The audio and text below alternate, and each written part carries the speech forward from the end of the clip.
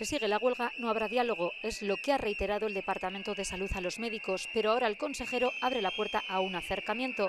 El sindicato no solo no ha desconvocado los paros, sino que ha doblado el número de jornadas de huelga, pero al modificar el calendario ha desconvocado la que inicialmente estaba prevista para el próximo jueves. Esto, desde el punto de vista del Departamento de Salud, creemos que nos abre una ventana para el diálogo, aunque es verdad que no han desconvocado otros paros previstos, pero sí que nos da un tiempo como para entablar conversaciones, reanudar las conversaciones que ya en su momento manteníamos antes de la convocatoria de huelga. Salud ya se ha puesto en contacto con el sindicato para anunciarles que se abre la vía del diálogo. El sindicato médico había acusado al consejero de incumplir la ley de huelga por negarse a negociar y ya dejaban claro hace una semana. No vamos a desconvocar la huelga.